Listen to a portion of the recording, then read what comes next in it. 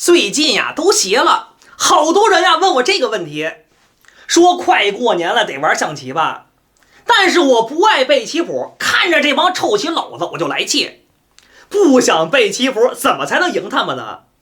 其实啊，要照我说，我也不爱背棋谱，看炮二平五马八进七，跟背天书有啥区别呀？那我怎么才能赢他们呢？关键的就得懂棋理。咱们这期视频呀，好好的跟您唠唠棋理。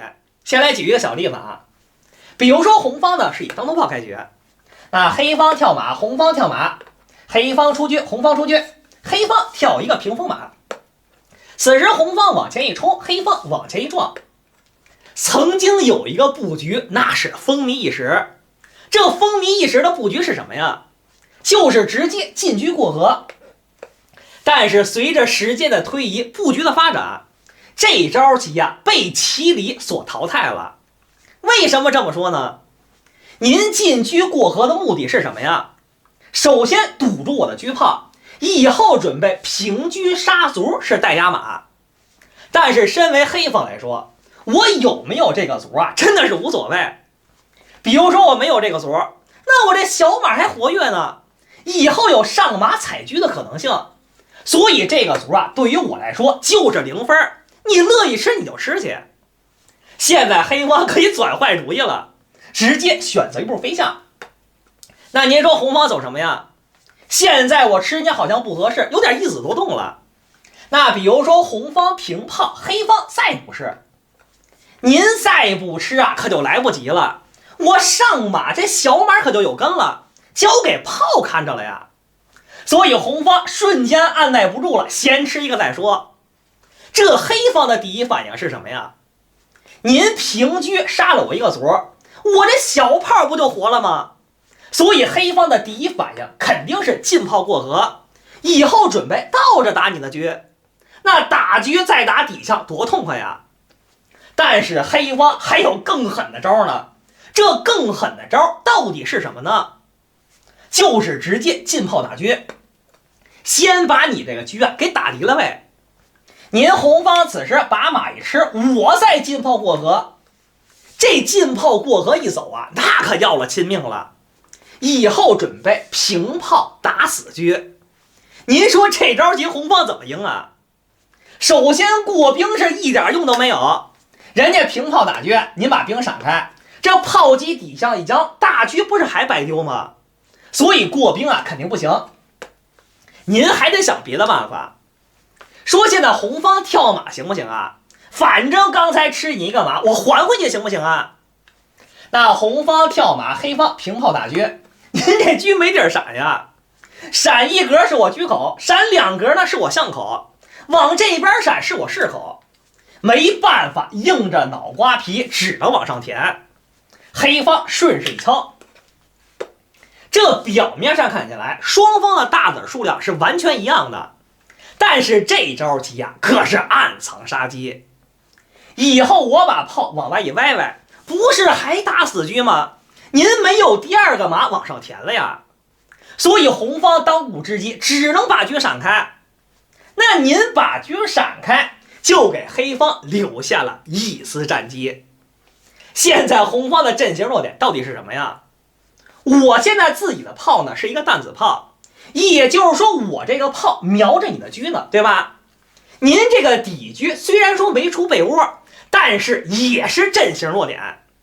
此时黑方往过一敲，现在红方啊一招棋解决不了两个问题。首先炮机底下肯定受不了，将着军打着大车呢，是不是啊？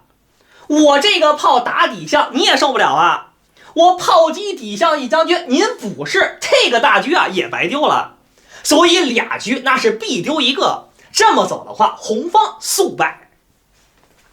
这事儿啊我都不好意思说，曾经我呀干过一坏事儿。那天啊跟公园里边遛弯，看见俩大爷跟那下棋呢。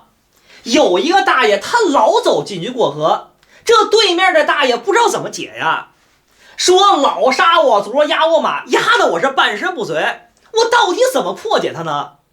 于是我就跟边上开始支招，我说大爷您选择一步拉横车，他乐意吃足啊，你就让他吃去。果然，此时红方把足一吃，黑方呢把局平过来。当时黑方的大爷有点不高兴了，说您把局平在这儿到底啥意思啊？哪有主动让您拉住的呀？其实这手劫了，那可是暗藏杀机。对面的大爷走了一招上马，这黑方的反击随之而来。不知道您是否看出来了呢？您这个车啊，肯定是阵型弱点。您这个车太局促了，直接进炮那是先手打车。那红方把车闪开，再顺势飞向。您说您这大车往哪儿跑吧？这左右跑不行，全是马脚。您横着跑呢，也是没有点了。所以这个大车那是必舟无疑。这么走啊，肯定是不行的。当时红方的大爷就开始缓急了啊，这个缓急了，说你打我死车那哪行啊？我先把车闪开行不行啊？那红方把车闪开，黑方的进炮还是打车，赶紧离我远点儿。那红方把车闪开，黑方顺势上马，这大车不就出来了吗？现在准备挥车杀兵，而且你拦呀也是拦不住的。这红车那是一子多动了，所以当前盘面肯定是黑方占优势。这事儿啊，想想就好笑。红方刚开始啊确实不服，但是下了几盘棋以后，这老吃足怎么老吃亏啊？干脆我就不吃足了，我还跟边上附和呢。没错没错，臭棋才花了足呢。接着给黑方支招啊，我说大爷，您这回啊平炮对车。您说大过年的来都来了，他不可能把车给你对了呀。先手方哪有主动找和棋的？果然红方把卒一吃，不就上当了吗？黑方高车宝马，这红方的大爷也是一个高手，这一块石头你还想绊倒我2回？你说实话，到底想干什么？以后准备进炮打车了是不是？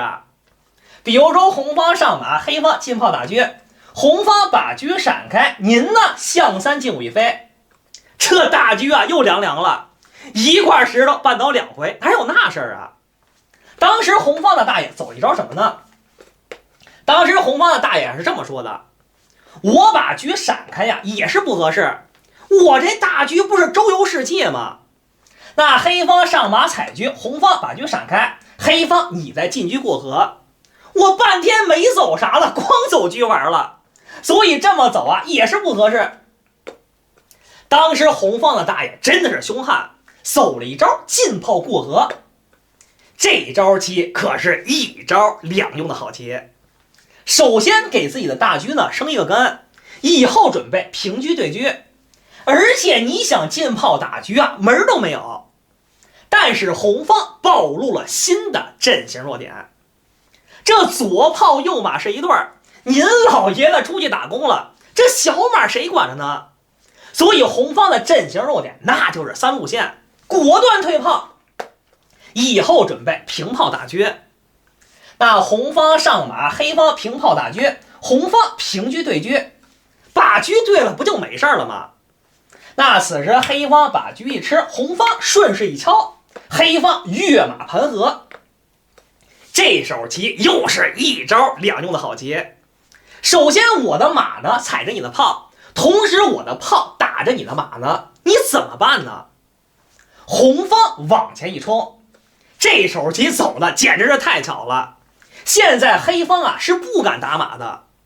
为啥说是不敢打马的呢？我打一个你吃我一个，我再打一个不是占便宜了吗？如果黑方此时往过一敲，红方呢马跳窝心，现在马是不是踩着炮呢？这兵可还拱着马呢，这俩肯定得撂这一个呀。所以现在打马呀确实是不合适的，确实红方的大爷是有2下子的。那您说黑方走什么比较合适呢？赶紧上马，那是先手踩马，我踩着你的左马，打着你的右马，我看你咋弄。当时红方马跳窝心，那么黑方顺势上马，这卧槽将军当时就死棋啊，没办法只能填炮了吧。那黑方往回一踩，标准的天马行空，这小马啊都蹦出花来了。但是弱点是什么呢？这半天大车还没出来呢。当时红方选择出车，那么黑方上马。现在踩炮将军当时就死棋，您退炮肯定不行啊，我这炮还瞄着你底下呢，是不是啊？这打底下当时就完蛋。所以红方没办法，只能进车看炮。黑方出车那是先手捉车，您把车给我吃了，我踩炮将军就死棋了。那此时红方把车闪开，黑方进车齐和。咱们此时啊，简单的看一眼盘面。身为黑方来说，那可太爽了，这俩马呀太活跃了。您看您俩马跟哪儿搁着呢？而且我的炮瞄着你的底下。更甚一步的棋是什么呀？你红方乱走，我还是有招，直接可以平车站肋。我俩子儿欺负你的肋炮，你还不敢踩车。比如说红方把车一踩，那么黑方卧槽一将军，您把炮一填，炮击底式将军死棋了啊！炮击底向将军死棋了。所以当前盘面肯定是黑方大优无疑。经过我这一通祸害，这俩大爷多年的友谊啊，就这么消失了。当时红方的大爷不干了，说你老听他的，这辈子我不跟你玩棋了。点关注不迷路，咱们下期视频接着聊。